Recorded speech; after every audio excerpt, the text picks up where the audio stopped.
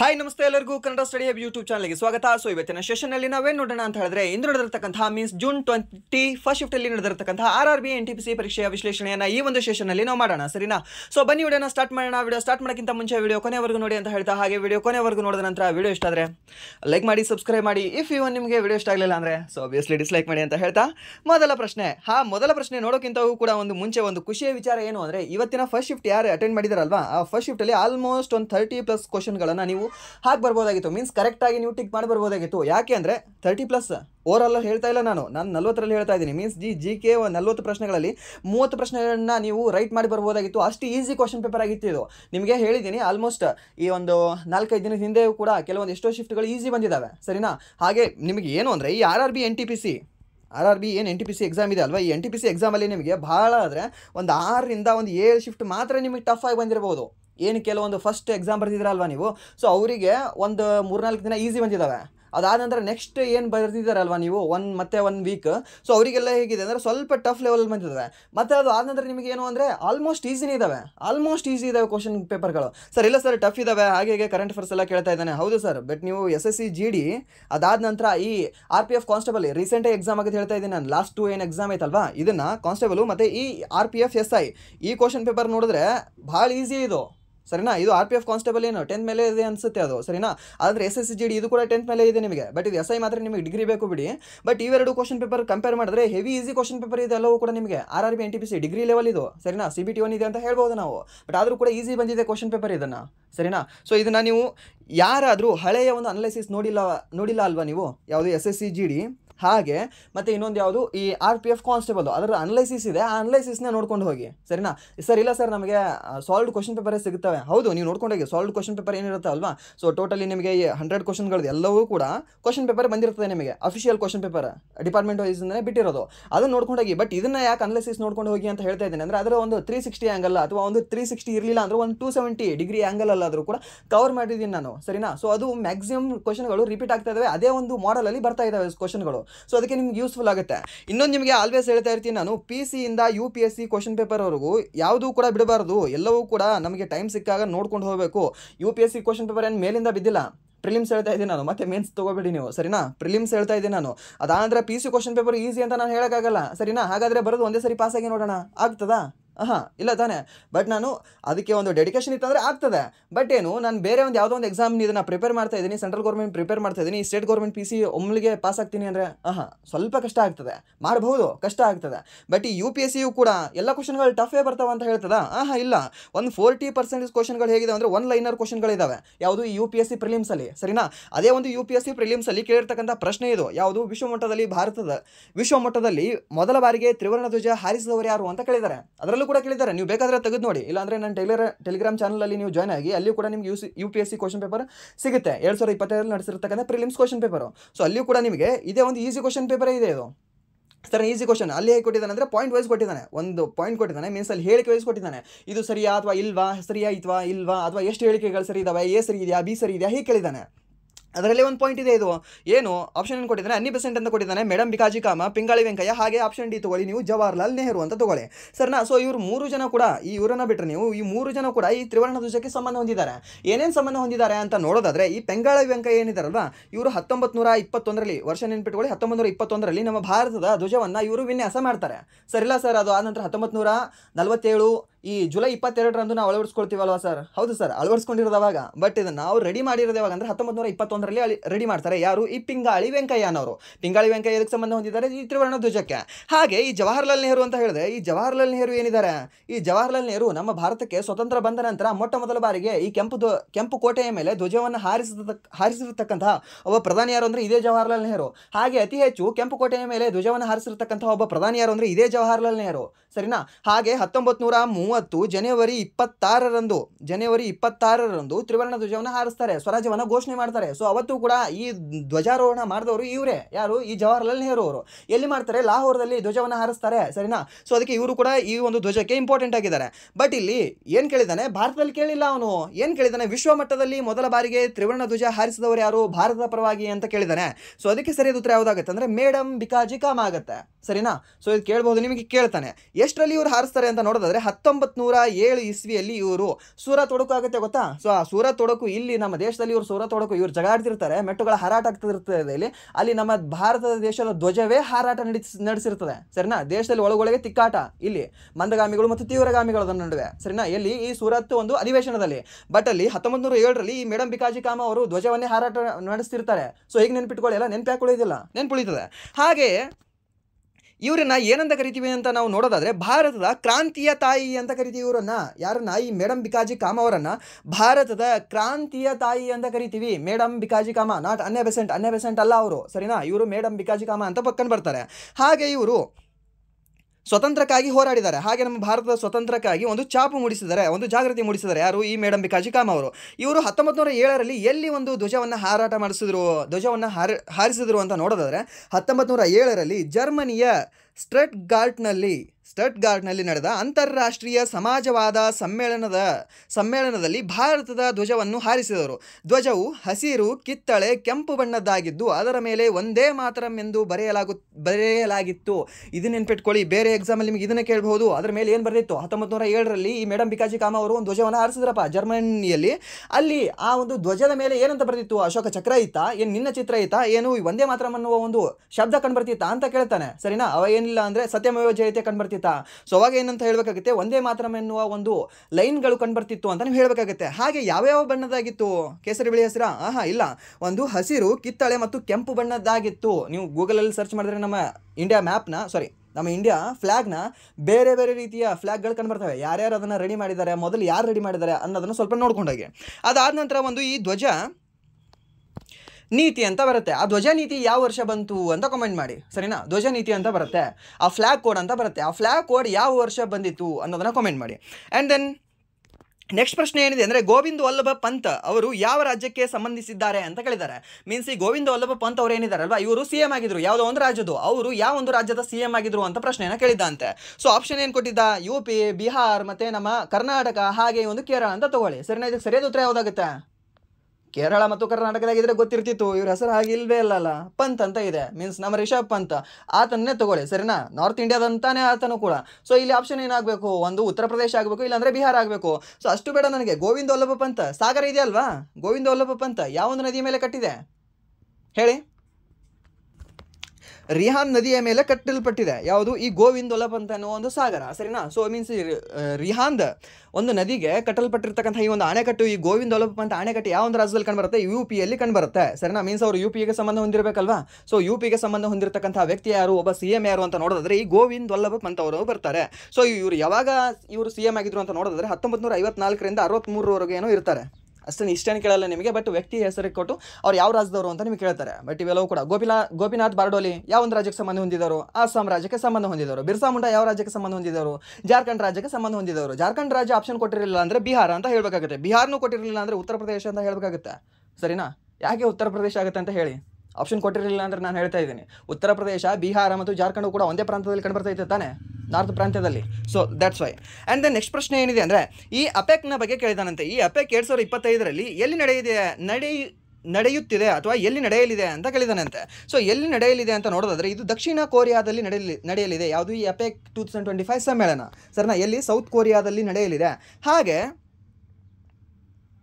ಈ ಅಪೆಕ್ ಅನ್ನು ಕೊರಿಯಾ ಗಣರಾಜ್ಯವು ಆಯೋಜಿಸುತ್ತದೆ. ಕೊರಿಯಾದ ಅಧ್ಯಕ್ಷರು 2025ರ ಅಪೆಕ್ ಶೃಂಗಸಭೆಗೆ ಈ ಸಂಪರ್ಕಿಸಿ ನಾವೀನ್ಯತೆ ಮತ್ತು ಸಮೃದ್ಧಿ ಎಂಬ ವಿಷಯವನ್ನು ಆಯ್ಕೆ ಮಾಡಿದ್ದಾರೆ. ಅದರ ಥೀಮ್ ಏನು ಅಂತ ನಿಮಗೆ ಕೇಳಬಹುದು. ಏನು ಅಂದರೆ ಒಂದು ಸಂಪರ್ಕಿಸಿ ನಾವೀನ್ಯತೆ ಮತ್ತು ಸಮೃದ್ಧಿ ಅನ್ನೋದು ಅದರೊಂದು ಥೀಮ್ ಆಗಿದೆ.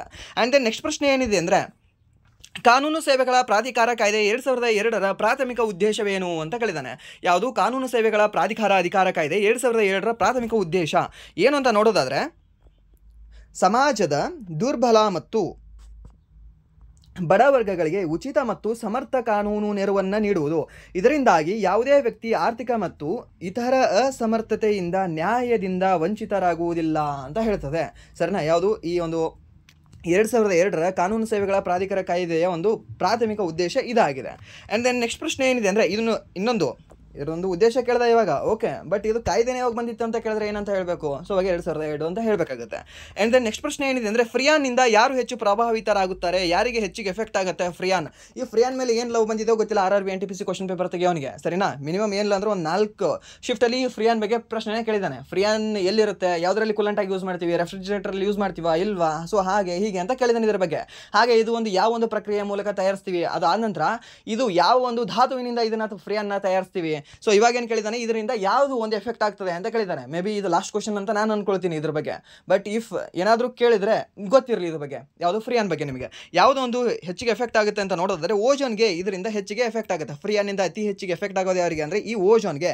ಈ ಓಜೋನ್ ಎದರಲ್ಲಿ ಕಂಡುಬರುತ್ತೆ ಅಂತ ನೋಡೋದಾದ್ರೆ ಇದೊಂದು ಸ್ಟ್ರಾಟೋಸ್ಪಿಯರ್ ಅಲ್ಲಿ ಕಂಡುಬರ್ತಕ್ಕಂಥ ಒಂದು ಲೇಯರ್ ಆಗಿದೆ, ಯಾವುದು ಓಜೋನ್ ಅನ್ನೋದು. ಈ ಓಜೋನ್ನ ಯಾವ ಒಂದು ಮಾನದಿಂದ ನಾವು ಅಳಿತೀವಿ ಅಂತ ನೋಡೋದಾದ್ರೆ ಈ ಡಾಬ್ಸನ್ ಮಾನ ಅಂತ ನಾವು ಕರಿತೀವಿ. ಈ ಡಾಬ್ಸನ್ ಸರಿನಾ? ಈ ಡಾಬ್ಸನ್ ಮಾನದಿಂದ ಈ ಒಂದು ಓಜನ್ನ ಅಳಿತೀವಿ. ಇದು ನೆನ್ಪಿಟ್ಕೊಳ್ಳಿ, ಕೇಳಬಹುದು ನಿಮಗೆ. ಅದಾದ ನಂತರ 0.4 ಮಿಲಿಮೀಟರ್ ಏನೋ ಇರ್ಬೋದು ಅನ್ಸುತ್ತೆ ಇದರದ್ದು ಒಂದು ಥಿಕ್ನೆಸ್. ಆ್ಯಂಡ್ ದೆನ್ ಇದು ಭೂಮಿಯ ಬಿಟ್ಟು ಎಷ್ಟು ಕಿಲೋಮೀಟರ್ ದೂರದಲ್ಲಿದೆ ಅಂತ ನೋಡೋದಾದ್ರೆ 40 ಕಿಲೋಮೀಟರ್ ದೂರದಲ್ಲಿದೆ. ಯಾವುದು ಈ ಓಜೋನ್ ಅನ್ನೋದು ನಮ್ಮ ಭೂಮಿಯ ಬಿಟ್ಟು ಒಂದು 40 ಕಿಲೋಮೀಟರ್ ದೂರದಲ್ಲಿ ಕಂಡುಬರ್ತದೆ. ಅದಾದ ನಂತರ ನೆಕ್ಸ್ಟ್ ಪ್ರಶ್ನೆ ಏನಿದೆ ಅಂದರೆ, ಈ ಕೆಳಗಿನವುಗಳಲ್ಲಿ ಯಾವುದಕ್ಕೆ ಟಚ್ ಸ್ಕ್ರೀನ್ ಅನ್ನು ಬಳಸಲಾಗುತ್ತದೆ? ಇವಾಗ ಟಚ್ ಸ್ಕ್ರೀನ್ ಯೂಸ್ ಮಾಡ್ತಿದ್ರಾ, ಯಾಕೆ ಬಳಸ್ತಾ ಇದ್ದೀರಿ? ಏನಿಲ್ಲ, ಅದರಲ್ಲೇ ಇನ್ಪುಟ್ ಕೊಡ್ಬೋದು, ಅದರಲ್ಲೇ ಔಟ್ಪುಟ್ ಬರುತ್ತೆ, ಮೀನ್ಸ್ ಚಿತ್ರ ಅದರಲ್ಲೇ ಬರುತ್ತೆ, ಅದರ ಮೇಲೆ ಕ್ಲಿಕ್ ಮಾಡಿ ನೋಡ್ತಿರ್ತೀರಾ ನೀವು ಅಷ್ಟೇ. ಆ್ಯಂಡ್ ದೆನ್ ನೆಕ್ಸ್ಟ್ ಪ್ರಶ್ನೆ ಏನಿದೆ ಅಂದರೆ, ಯಾವ ಮಣ್ಣಿನಲ್ಲಿ ಹೆಚ್ಚು ಕಬ್ಬಿಣವಿದೆ ಮತ್ತು ಕಡಿಮೆ ಜಿಪ್ಸಮ್ ಇದೆ? ಇದು ಪ್ರಶ್ನೆ ಇದು ಎಷ್ಟು ಸರಿ ಬಂದಿಲ್ಲ ಇದು. ಈ ಕ್ವಶನ್ ಇದು ಇಂಥ ಕ್ವಶನ್ ಈಸಿ ಕ್ವಶನ್ ಇದು, ಬಿಟ್ಟು ಬರ್ತಾರೆ ಯಾರಾದರೂ. ಸೊ ಇದು ಏನಿದೆ ಅಂದರೆ, ಕೆಂಪು ಮಣ್ಣಿನಲ್ಲಿ ಅತಿ ಹೆಚ್ಚು ಕಬ್ಬಿಣದ ಪ್ರಮಾಣ ಕಂಡು ಬರ್ತದೆ ನಿಮಗೆ. ರಾಂಗ್ ಇದು. ಕಬ್ಬಿಣದ ಪ್ರಮಾಣ ಅತಿ ಹೆಚ್ಚು ಕಂಡು ಬರೋದಕ್ಕೆ ಆ ಮಣ್ಣಿನ ಕಲರ್ ಕೆಂಪದಾಗಿದೆ. ಇದು ಕರೆಕ್ಟ್ ಆನ್ಸರ್ ಇದು, ಸರಿನಾ? ಇವಾಗ ಯಾವ ಮಣ್ಣಿನಲ್ಲಿ ಹೆಚ್ಚಿನ ಕಬ್ಬಿಣವಿದೆ ಮೀನ್ಸ್ ಈ ಕೆಂಪು ಮಣ್ಣಿನಲ್ಲಿ ಹೆಚ್ಚಿನ ಪ್ರಮಾಣದ ಕಬ್ಬಿಣವಿದೆ ಅಂತ ಹೇಳಿದ್ರೆ ಓಕೆ, ಅರ್ಧಂಬರ್ಧ ಅದು, ಬಟ್ ರೈಟ್ ಇದು. ಬಟ್ ಏನು ಎಕ್ಸಾಕ್ಟ್ ಏನು ಅಂತಂದರೆ, ಈ ಕೆಂಪು ಮಣ್ಣು, ಈ ಮಣ್ಣೇನಿದೆ ಅಲ್ವಾ, ಆ ಮಣ್ಣು ಕೆಂಪು ಬಣ್ಣ ಕಾಣೋಕ್ಕೆ ರೀಸನೇ ಈ ಒಂದು ಕಬ್ಬಿಣ. ಐರನ್ ಕಂಟೆಂಟ್ ಇರೋದ್ರಿಂದಾನೇ ಅದು ಕೆಂಪಾಗಿ ಕಾಣುತ್ತದೆ. ಏನಾದರೂ ಅಲ್ಲಿ ಐರನ್ ಕಂಟೆಂಟ್ ಇರಲಿಲ್ಲ ಅಂದರೆ ಕಪ್ಪಾಗಿ ಕಾಣಬಹುದಾಗಿತ್ತು, ಬೂದಾಗಿ ಕಾಣಬಹುದಾಗಿತ್ತು, ಮೆಕ್ಕಲು ಮಣ್ಣಿನಂತರ ಕಾಣಬಹುದಾಗಿತ್ತು, ಸರಿನಾ? ಬೇರೆ ಒಂದು ಕಲರಲ್ಲಿ ಕಾಣಬಹುದಾಗಿತ್ತು ಅದು. ಬಟ್ ಅದು ಅಲ್ಲಿ ಕಬ್ಬಿಣ ಇರೋದ್ರಿಂದಾನೇ ಅದು ಕೆಂಪಾಗಿ ಕಾಣುತ್ತದೆ. ನೆನ್ಪಿಟ್ಕೊಳ್ಳಿ, ಕೇಳಬಹುದು ಇದು ನಿಮಗೆ. ಹಾಗೆ ಮಂಗಳ ಗ್ರಹ, ಯಾವುದು ಈ ಮಂಗಳ ಗ್ರಹದಲ್ಲಿ ಕೆಂಪು ಮಣ್ಣು ಕಂಡು ಬರುತ್ತೆ. ಯಾಕೆ ಮಂಗಳ ಗ್ರಹ ಕೆಂಪಾಗಿ ಕಂಡು ಬರ್ತದೆ? ಈ ಮಂಗಳ ಗ್ರಹವನ್ನು ನಾವು ಅಂಗಾರಕ ಅಂತ ಕರಿತೀವಿ. ಯಾಕೆ ಅಂಗಾರಕ ಅಂತ ಕರಿತೀವಿ, ಸರಿನಾ? ಇದೊಂದು ಕೆಂಪು ಗ್ರಹ ಅಂತ ಕರಿತೀವಿ. ಯಾಕೆ ಕರಿತೀವಿ? ಅಲ್ಲಿ ಅತಿ ಹೆಚ್ಚು ಕಬ್ಬಿಣ ಕಂಡು ಬರ್ತದೆ ರೀ. ಸೊ ಆ ಕಬ್ಬಿಣ ಕಂಡು ಬರೋದಕ್ಕೆ ಅಲ್ಲಿನ ಮಣ್ಣಿನ ಕಲರ್ ಯಾವುದಿದೆ ಅಂದರೆ ಈ ಒಂದು ರೆಡ್ ಕಲರ್ ಇದೆ, ಸರಿನಾ? ಸೊ ಅದಕ್ಕೆ ಅಲ್ಲಿ ಕೆಂಪು ಗ್ರಹ ಅಥವಾ ಒಂದು ಅಂಗಾರಕ ಗ್ರಹ ಅಂತ ನಾವು ಹೇಳ್ತೀವಿ. ಯಾವುದನ್ನ? ಈ ಮಂಗಳ ಗ್ರಹವನ್ನು. ನೆನ್ಪಿಟ್ಕೊಳ್ಳಿ, ಕೇಳ್ಬೋದು ಇದಕ್ಕೆ. ಅದಾದ ನಂತರ ಇದರಲ್ಲಿ ಈ ಕಬ್ಬಿಣ ಜಾಸ್ತಿ ಇರುತ್ತೆ, ಬಟ್ ಏನು ಜಿಪ್ಸಮ್ ಅನ್ನೋದು ಕಡಿಮೆ ಒಂದು ಪ್ರಮಾಣದಲ್ಲಿ ಕಂಡುಬರುತ್ತೆ, ಸರಿನಾ? ಇಷ್ಟು ಗೊತ್ತಿರಲಿ, ಕೇಳಬಹುದು ನಿಮಗೆ. ಅದಾದ ನಂತರ ಇನ್ನೊಂದು ಬೇರೆ ಯಾವುದಾದ್ರು ನಿಮಗೆ ಕೊರತೆ ಇರುತ್ತೆ ಇದರಲ್ಲಿ ಅಂದರೆ ಒಂದು ಸುಣ್ಣನೂ ಕೊರತೆ ಇರುತ್ತೆ. ಅದಾದ ನಂತರ ಫಾಸ್ಫೇಟ್ ಕೂಡ ಕೊರತೆ ಕಂಡುಬರುತ್ತೆ. ಯಾವುದರಲ್ಲಿ? ಈ ಒಂದು ಕೆಂಪು ಮಣ್ಣಿನಲ್ಲಿ. ಈ ಕೆಂಪು ಮಣ್ಣು ಅತಿ ಹೆಚ್ಚು ಯಾವ ಒಂದು ರಾಜ್ಯದಲ್ಲಿ ಕಂಡುಬರುತ್ತೆ ಸರ್? ಯಾವ ರಾಜ್ಯದಲ್ಲಿ? ಕರ್ನಾಟಕ ಸರ್. ಸರ್, ನಿಮ್ಮ ರಾಜ್ಯದಲ್ಲಿ, ನಿಮ್ಮ ಒಂದು ಜಿಲ್ಲೆಯಲ್ಲಿ ಕಂಡು ಬಂದರೆ ಆಯಿತಾ? ಒಂದು ಈ ತಮಿಳುನಾಡು ರಾಜ್ಯದಲ್ಲಿ ಅತಿ ಹೆಚ್ಚು ನಿಮಗೆ ಈ ಒಂದು ಕೆಂಪು ಮಣ್ಣು ಕಂಡು ಬರುತ್ತೆ. ಯಾವುದು ಈ ಕೆಂಪು ಮಣ್ಣು ಎಲ್ಲಿ ಅಂದರೆ ಒಂದು ತಮಿಳುನಾಡಲ್ಲಿ. ಈ ತಮಿಳುನಾಡಲ್ಲಿ ಕಂಡು ಬರ್ತದೆ ಅನ್ನೋದ್ರೆ ನಮ್ಮ ಒಂದು ಕರ್ನಾಟಕ ತೆಗೆಯೋಣ ಇಲ್ಲಿ, ಸರಿನಾ? ಇಷ್ಟೊಂದು ನಮ್ಮ ಕರ್ನಾಟಕ ಅಂತ ತಗೊಳ್ಳಿ. ಸೊ ಇಲ್ಲೆಲ್ಲವೂ ಕೂಡ ಇಲ್ಲೊಂದು ತುಂಗಭದ್ರಾ ನದಿ ಹರಿತದೆ ಹೀಗೆ. ಸೊ ಈ ಕಡೆ ಕೆಳಗಿರೋರು ಎಲ್ಲರೂ ಕೂಡ ನೀವು ಕೆಂಪಣ್ಣ ಅಂತ ಹೇಳ್ತೀರಿ, ಈ ಕಡೆ ಮೇಲಿದ್ದವರು ಕೂಡ ಸರ್ ನಮ್ಮದು ಇದ್ರೆ ಕಪ್ಪು ಭೂಮಿ ಇದೆ ಅಂತ ಹೇಳ್ತೀರಾ, ಸರಿನಾ? ಯಾಕೆ? ಇಲ್ಲಿ ಮಹಾರಾಷ್ಟ್ರವು ಕೂಡ, ಈ ಮಹಾರಾಷ್ಟ್ರದ ಒಂದು ಪ್ರಸ್ಥಭೂಮಿ ಏನಿದೆ ಅಲ್ವಾ, ಈ ಒಂದು ಮಹಾರಾಷ್ಟ್ರದ ಒಂದು ಪ್ಲೇಟೋ, ಆ ಮಹಾರಾಷ್ಟ್ರದ ಒಂದು ಪ್ಲೇಟೋ ಈ ಒಂದು ಕಪ್ಪು ಮಣ್ಣು ಹೊಂದಿದೆ. ಸೊ ಅದಕ್ಕೆ ಏನಾಗುತ್ತೆ ಇಲ್ಲಿ ನಿಮಗೆ ಈ ಒಂದು ಕಪ್ಪು ಮಣ್ಣು ನಮ್ಮ ಉತ್ತರ ಕರ್ನಾಟಕದಲ್ಲೂ ಕೂಡ ಕಂಡುಬರುತ್ತೆ. ಈ ದಕ್ಷಿಣ ಕರ್ನಾಟಕದಲ್ಲಿ ಯಾವ್ದು ಕಂಡುಬರುತ್ತೆ? ಈ ತಮಿಳ್ನಾಡಿದೆ, ಇಲ್ಲಿ ಕೆಳಗಡೆ ತಮಿಳ್ನಾಡಿದೆ, ತಮಿಳ್ನಾಡು ಪೂರ್ತಿ ಕೆಂಪು ಮಣ್ಣು ಕಂಡುಬರುತ್ತೆ. ಸೊ ಅದಕ್ಕೆ ಇಲ್ಲಿಯೂ ಕೂಡ ನಿಮಗೆ ಒಂದು ಕೆಂಪು ಮಣ್ಣು ಕಂಡುಬರುತ್ತೆ. ಯಾವುದು? ಈ ಒಂದು ಮೈಸೂರು ಪ್ಲೇಟೋ ಅಂತ ನಾವು ಹೇಳ್ಬೋದು, ಅಥವಾ ಇದೊಂದು ನಮ್ಮ ಕರ್ನಾಟಕ ಪ್ಲೇಟೋ ಅಂತ ನಾವು ಹೇಳ್ಬೋದು. ಕರ್ನಾಟಕ ಪ್ಲೇಟೋ ಅಂತ ನಾವು ನಾರ್ಮಲಿ ಯೂಸ್ ಮಾಡಬಾರ್ದು, ಮೈಸೂರು ಪ್ಲೇಟೋ ಅಂತಲೇ ಯೂಸ್ ಮಾಡಬೇಕಾಗುತ್ತೆ. ಕರ್ನಾಟಕ ಪ್ಲೇಟೋ ಅಂದರೆ ಇದೆಲ್ಲವೂ ಕೂಡ ಆಗುತ್ತೆ. ಬಟ್ ನಮ್ಮ ಕರ್ನಾಟಕ ಪ್ಲೇಟೋ ಅಂತ ನಾವು ಕನ್ಸಿಡರ್ ಮಾಡಿದ್ರೆ ನಮ್ಮಲ್ಲಿ 2 ಮಣ್ಣುಗಳು ಕಂಡು ಬರ್ತವೆ. ಸರ್, ನೆನ್ಪಿಟ್ಕೊಳ್ಳಿ, ಇದು ಕೇಳಬಹುದು ನಿಮಗೆ. ಆ್ಯಂಡ್ ದೆನ್ ನೆಕ್ಸ್ಟ್ ಪ್ರಶ್ನೆ ಏನಿದೆ ಅಂದರೆ, ಗಿನಿ ಗುಣಾಂಕ ಯಾವುದಕ್ಕೆ ಸಂಬಂಧಿಸಿದೆ ಅಂತ ಕೇಳಿದ್ದಾನೆ. ಯಾವುದಕ್ಕೆ ಸಂಬಂಧಿಸಿದೆ ಈ ಗಿನ್ನಿ ಅನ್ನುವ ಒಂದು ಗುಣಾಂಕ? ಇದು ಆದಾಯ ಅಥವಾ ಸಂಪತ್ತಿನ ಅಸಮಾನತೆಗೆ ಸಂಬಂಧಿಸಿದೆ. ಇದು ಒಂದು ದೇಶ ಅಥವಾ ಸಮಾಜದಲ್ಲಿ ಆದಾಯ ಅಥವಾ ಸಂಪತ್ತಿನ ವಿತರಣೆ ಎಷ್ಟು ಅಸಮಾನವಾಗಿದೆ ಎಂಬುದನ್ನು ಅಳೆಯುತ್ತದೆ. 0 ಅಂದರೆ 0ರ ಗಿನಿ ಗುಣಾಂಕವು ಪರಿಪೂರ್ಣ ಸಮಾನತೆಯನ್ನು ಸೂಚಿಸುತ್ತದೆ. ಆದರೆ 1ರ ಗಿನಿ ಗುಣಾಂಕವು ಪರಿಪೂರ್ಣ ಅಸಮಾನತೆಯನ್ನು ಸೂಚಿಸುತ್ತದೆ, ಸರಿನಾ? ಸೊ 0 ಇರಬೇಕು. ಸೊ 0 ಇತ್ತಂದರೆ ಅದು ಒಂದು ಸಮಾನವಾಗಿದೆ ಅಂತ ನಾವು ಹೇಳ್ಬೋದು. ಆದಾಯದ ಒಂದು ಸಮಾನತೆ ಇದೆ ಅಂತ ಹೇಳ್ಬೋದು. ಏನಾದರೂ 0 ಬಿಟ್ಟು ಇಲ್ಲಿ ಏನಾದರೂ ಒಂದಿತ್ತು, ಪಾಯಿಂಟ್ ಹೋಯಿತು, ಮುಂದೆ ಹೋಯಿತು ಅಂದರೆ ಅಲ್ಲಿ ಅಸಮಾನತೆ ಏರ್ತಾ ಹೋಗ್ತಾ ಇದೆ ಅಂತ ಅದರ ಅರ್ಥ. ಒಂದಿತ್ತು ಅಂದರೆ ಅದು ಫುಲ್ ಪೀಕ್ ಅಂತ ನಿಮಗೆ ಹೇಳ್ಬೋದು ನಾವು. ಆ್ಯಂಡ್ ನೆಕ್ಸ್ಟ್ ಪ್ರಶ್ನೆ ಏನಿದೆ ಅಂದರೆ 2017ರಿಂದ 2022 ಬಡತನದ ಶೇಕಡಾವಾರು ಎಷ್ಟು ಕಡಿಮೆಯಾಗಿದೆ ಅಂತ ಕೇಳಿದ್ದಾನೆ. ಸೊ ಎಷ್ಟು ಕಡಿಮೆಯಾಗಿದೆ ಅಂತ ನೋಡೋದಾದರೆ 8.9ರಿಂದ 9% ಕಡಿಮೆ ಆಗಿದೆ ಅಂತ ನಾವು ಹೇಳ್ಬೋದು. ಸರಿನಾ? ಸೊ ಎಷ್ಟಿತ್ತು 2011-12 ಅಂದರೆ 16% ಬಡತನ ಇತ್ತು ಅಂತೆ. ಬಟ್ ಇವಾಗ 2022-23 ಎಷ್ಟು ಪರ್ಸೆಂಟೇಜ್ ಆಗಿದೆ ಅಂದರೆ 2.3% ಆಗಿದೆ. ಸರಿನಾ? ಇವೆಲ್ಲವೂ ಕೂಡ ನೋಡಿಕೊಂಡು ನಮ್ಮ ಭಾರತ ದೇಶ ಬಹಳ ಬೆಳೀತಾ ಇದೆ, ಹಾಗಾಗಿದೆ ಹೀಗಿದೆ ಅನ್ನೋದು ಸ್ವಲ್ಪ ಬಿಟ್ಟಾಕ್ಬಿಡಿ. ಓಕೆ, ಇವೆಲ್ಲವೂ ಕೂಡ ನಿಮಗೆ ಎಷ್ಟು ಅಂದರೆ ಅಂದಾಜು ಮಾಡಲಾಗಿರತಕ್ಕಂತಹ ಅಷ್ಟೇ ಮಾಹಿತಿ ಎಲ್ಲವೂ ಕೂಡ. ಸರಿನಾ? ಅಂದಾಜು ಮಾಡಲಾಗಿರೋದು. ನೀವು ರೀಸೆಂಟಾಗಿ ನೋಡಿರ್ಬೋದು, ಇಲ್ಲಿ 2.3% ಆಗಿದೆ ಅಲ್ವಾ. ಯಾವಾಗ 2022-23 ಮೀನ್ಸ್ ರೀಸೆಂಟಾಗಿ 1 ಮಂತ್ ಹಿಂದ್ಗಡೆನೇ ಒಂದು ಬಿಟ್ಟಿದ್ದಾನೆ ಮತ್ತೆ ಸೂಚಾಂಕ. ಈ ವರ್ಲ್ಡ್ ಬ್ಯಾಂಕ್ ಅವನು ಒಂದು ಅಂದಾಜು ಮಾಡಿದ್ದಾನೆ. ಏನು ಅಂದರೆ ಈ 2025 ನಮ್ಮ ಭಾರತದ ಬಡತನ ಎಷ್ಟು ಇಳಿದಿದೆ ಗೊತ್ತಾ? ಈ 21ರಿಂದ ಎಷ್ಟು ಇಳಿದಿದೆ ಅಂದರೆ 5.3ಕ್ಕೆ ಇಳಿದಿದೆ ಅಂತೆ. ಮೀನ್ಸ್ ಇವಾಗ 2.3 ಇದ್ದದ್ದು ಮತ್ತೆ ಹೆಚ್ಚಿಗೆ ಆಯ್ತಾ? ಬಡತನ ಇಳಿಬೇಕು ತಾನೆ, ಹೆಚ್ಚಿಗೆ ಆಗ್ತಿದೆಯಾ ಅಲ್ವಾ? ಸೊ ಮೀನ್ಸ್ ಕೆಲವೊಂದು ಡಾಟಾಗಳು ಹೇಗಿದ್ದಾವೆ ಅಂದರೆ ಸುಮ್ಮನೆ ನಾಮಾವಸ್ಥೆಗಿದ್ದಾವೆ ಕೆಲವೊಂದು ಡಾಟಾಗಳು. ಬಟ್ ಏನು ಅಂದರೆ ನಾವು ನೋಡ್ಕೊಳ್ಳೇಬೇಕು, ಯಾಕಂದರೆ ನಮ್ಗೆ ಜಾಬ್ ಬೇಕಾಗಿದೆ ಅಷ್ಟೇ. ಆ್ಯಂಡ್ ದೆನ್ ನೆಕ್ಸ್ಟ್ ಪ್ರಶ್ನೆ ಅಂತ ನೋಡೋದಾದರೆ 1853 ಚಾರ್ಟರ್ ಕಾಯ್ದೆಯಲ್ಲಿ ಗವರ್ನರ್ ಜನರಲ್ ಕೌನ್ಸಿಲ್ನಲ್ಲಿ ಎಷ್ಟು ಸದಸ್ಯರಿದ್ದರು ಅಂತ ಕೇಳಿದ್ದಾರೆ. ಸೊ ಟೋಟಲಿ ಎಷ್ಟು ಸದಸ್ಯರು ಕಂಡು ಬರ್ತಿದ್ರು ಈ ಗವರ್ನರ್ ಜನರಲ್ ಒಂದು ಕೌನ್ಸಿಲ್ನಲ್ಲಿ ಅಂತ ನೋಡೋದಾದರೆ 12 ಸದಸ್ಯರು ಕಂಡು ಬರ್ತಾ ಇದ್ರು. ಸರಿನಾ? ಅದಕ್ಕೆ 6 ಸದಸ್ಯರನ್ನು ಸೇರಿಸಲಾಯಿತು. ಅವರು ಶಾಸಕಾಂಗ ಕೆಲಸಕ್ಕಾಗಿ ಇದ್ದರು. ಮೊದಲು 6 ಇರ್ತದೆ, ಅದಾದ ನಂತರ ಮತ್ತೆ 6 ಸೇರ್ಪಡೆ ಮಾಡಿ 12 ಜನ ಕಂಡು ಬರ್ತಾರೆ. ಯಾವಾಗ 1856 ಚಾರ್ಟರ್ ಕಾಯ್ದೆಯಲ್ಲಿ, ಅಥವಾ ಒಂದು 4ನೇ ಚಾರ್ಟರ್ ಕಾಯ್ದೆ ಅಂತ ನಾವು ಹೇಳ್ಬೋದು. ಸರ್ ಇದು ಕೂಡ ನೆನ್ಪಿಟ್ಕೊಳ್ಳಿ ನೀವು. ಆ್ಯಂಡ್ ದೆನ್ ನೆಕ್ಸ್ಟ್ ಪ್ರಶ್ನೆ ಏನಿದೆ ಅಂದರೆ ರಾಜಸ್ಥಾನದಲ್ಲಿರುವ ಅರ್ಧ ಚಂದ್ರಾಕಾರದ ಮರಳು ದಿಬ್ಬಗಳನ್ನು ಏನೆಂದು ಕರೆಯುತ್ತಾರೆ ಅಂತ ಕೇಳಿದಾನೆ. ಈ ಏನಂತ ಕರೆಯಲಾಗ್ತದೆ ಅಂತ ನೋಡೋದಾದರೆ ಬರ್ಚನ್ ಅಂತ ಕರೆಯಲಾಗ್ತದೆ.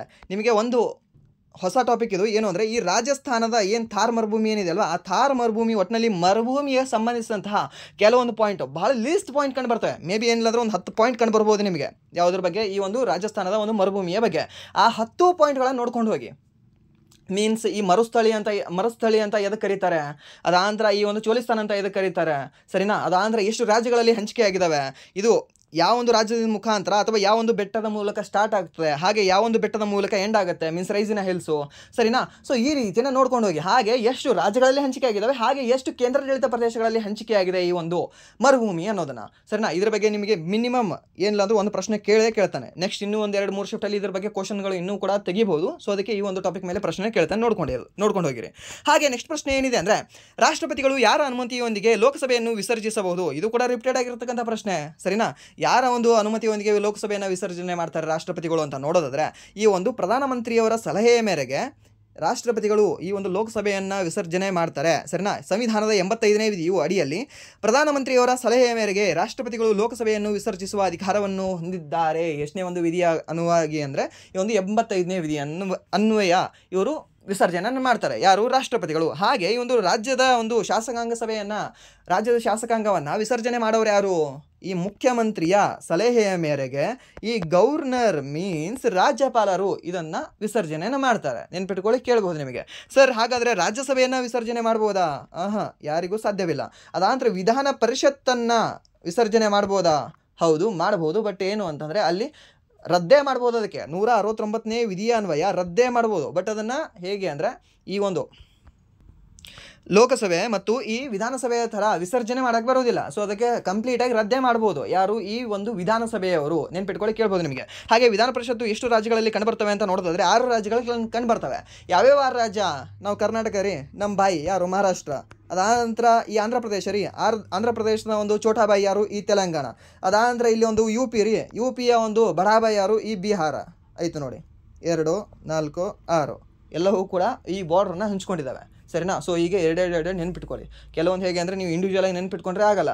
ಇನ್ನೊಂದು ನಿಮ್ಗೆ ಹೇಳ್ಬೋದು, ಸರ್ ಜಮ್ಮು ಕಾಶ್ಮೀರ ಮೊದಲಿತ್ತು ಸರ್, ಇವಾಗ ಪ್ರಸ್ತುತ ಜಮ್ಮು ಕಾಶ್ಮೀರದಲ್ಲಿ ಈ ಒಂದು ವಿಧಾನ ಪರಿಷತ್ ಕಂಡು ಬರೋದಿಲ್ಲ. ಹಾಗೆ ಇಲ್ಲಿ ಯಾವ ಒಂದು ರಾಜ್ಯ ಈ ಒಂದು ವಿಧಾನ ಪರಿಷತ್ತನ್ನು ಬೇಡ ಅಂತ ಸಂಸತ್ತಿಗೆ ಸಲ್ಲಿಕೆ ಮಾಡಿದೆ, ಅದರ ಒಂದು ಪತ್ರವನ್ನು ಅಂತ ನೋಡೋದಾದ್ರೆ ಈ ಆಂಧ್ರ ಪ್ರದೇಶ ಬೇಡ ಅಂತ ಹೇಳಿದೆ.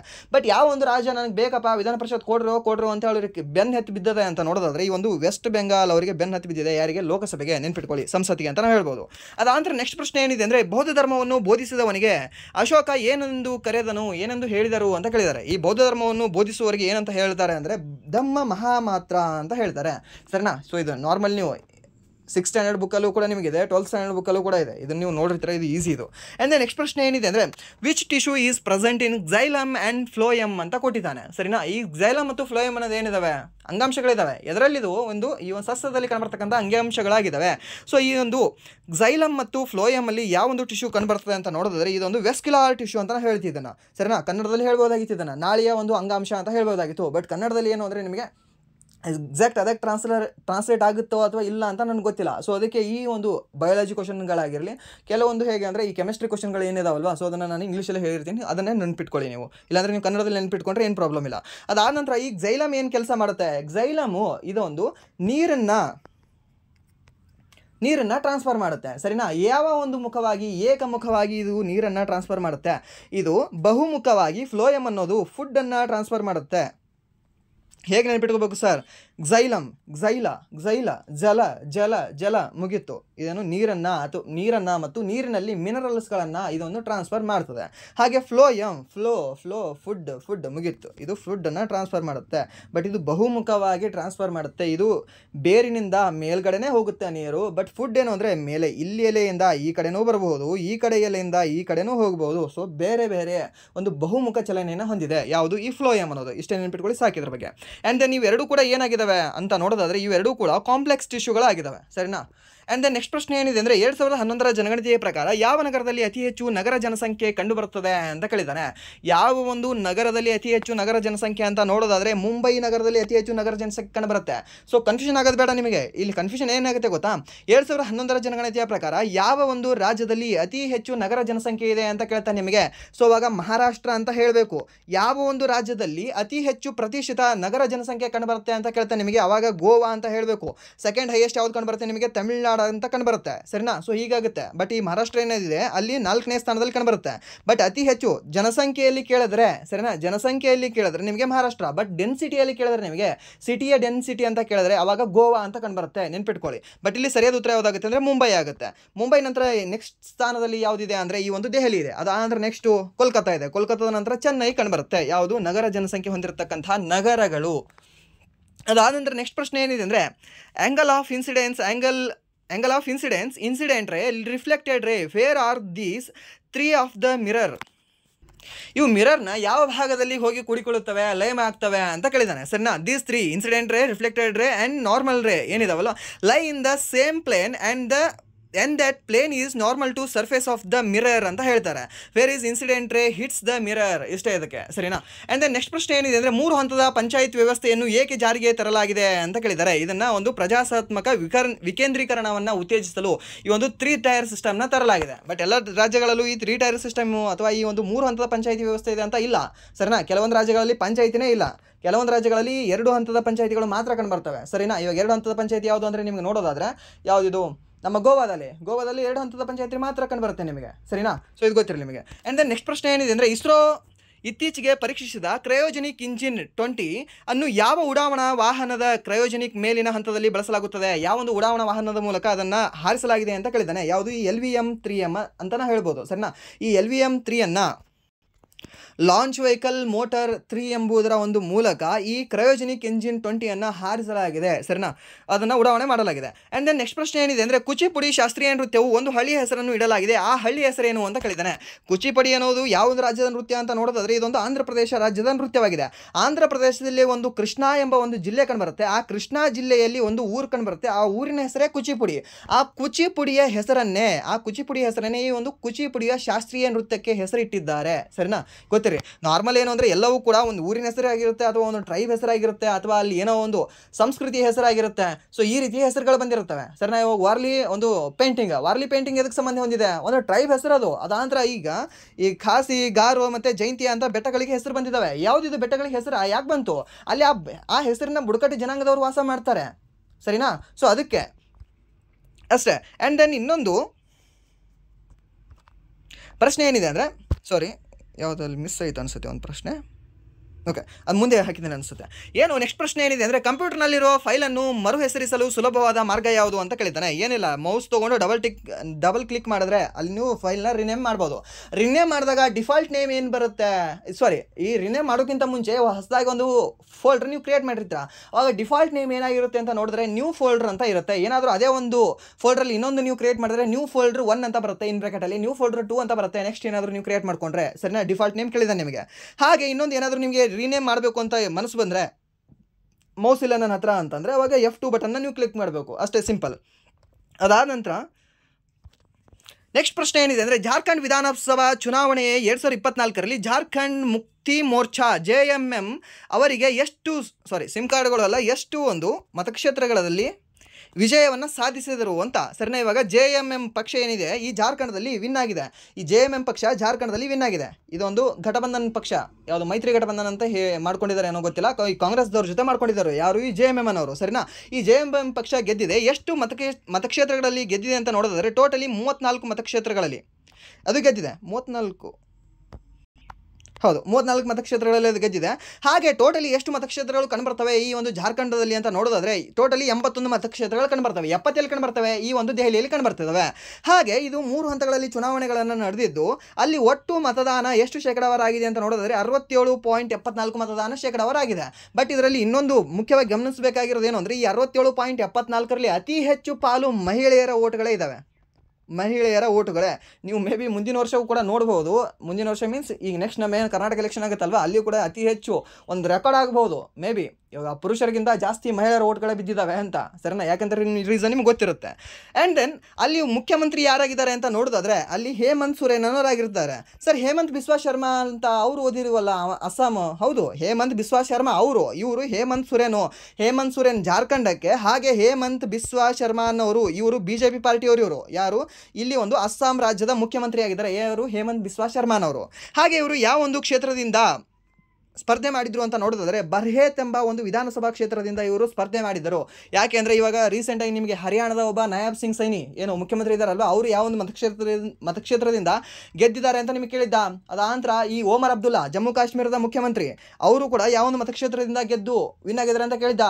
ಸೊ ರೀಸೆಂಟಾಗಿ ಮೀನ್ಸ್ 2024ರಲ್ಲಿ ಯಾವ್ಯಾವ ಒಂದು ರಾಜ್ಯಗಳಿಗೆ ಎಲೆಕ್ಷನ್ ಆಗಿದೆ ಅಲ್ವಾ, ಸೊ ಅವರು ಯಾವ ಒಂದು ಮತಕ್ಷೇತ್ರದಿಂದ ಗೆದ್ದು ವಿನ್ ಆಗಿದ್ದಾರೆ ಆ ಮುಖ್ಯಮಂತ್ರಿ ಅಂತ ನೋಡ್ಕೊಳ್ಳಿ. ಆ್ಯಂಡ್ ದೆನ್ ನೆಕ್ಸ್ಟ್ ಪ್ರಶ್ನೆ ಏನಿದೆ ಅಂದರೆ, ಈ ಕೆಳಗಿನ ಯಾವ ಬಂದರುಗಳು ಭಾರತದ ಪಶ್ಚಿಮ ಕರಾವಳಿಯಲ್ಲಿಲ್ಲ ಅಂತ ಕೇಳಿದಾನೆ. ಸರಿನಾ, ಇವಾಗ ಪಶ್ಚಿಮ ಕರಾವಳಿ ಯಾವುದು, ಪೂರ್ವ ಕರಾವಳಿ ಯಾವುದು. ಇದು ಪೂರ್ವ ಕರಾವಳಿ, ಇದು ಪಶ್ಚಿಮ ಕರಾವಳಿ. ಅದೇನು ಬೇಡ, ಇಲ್ಲಿ ಜಸ್ಟ್ ಇಲ್ಲೇ ನೋಡ್ಕೊಳ್ಳಿ. ಸರಿನಾ, ಇವಾಗ ಭಾರತದ ಪ್ರಮುಖ ಬಂದರುಗಳು ಯಾವ್ದು, ಒಂದು ಕಾಂಡ್ಲಾ ಕಂಡುಬರುತ್ತೆ ಇಲ್ಲಿ ನಿಮಗೆ. ಯಾವುದು, ಒಂದು ಗುಜರಾತಲ್ಲಿ ಕಂಡುಬರುತ್ತೆ. ಇದು ಕಾಂಡ್ಲಾ ಬಂದರು ಎಲ್ಲಿ ಅಂದರೆ ಗುಜರಾತಲ್ಲಿ ಕಂಡುಬರುತ್ತೆ. ಮೀನ್ಸ್ ಇದು ಪಶ್ಚಿಮದ ಒಂದು ಬಂದರಾಗಿದೆ. ಹಾಗೆ ಮುಂಬೈ ಬಂದರು, ಇದು ಕೂಡ ನಿಮ್ಮ ಪಶ್ಚಿಮದ ಬಂದರಾಗಿದೆ. ಅದಾನಂತರ ಜವಾಹರ್ಲಾಲ್ ನೆಹರು ಬಂದರು ಅಥವಾ ನವಶೇವಾ ಬಂದರು ಅಂತ ಕರಿತೀವಿ, ಇದು ಕೂಡ ಮುಂಬೈಲೇ ಕಂಡುಬರುತ್ತೆ.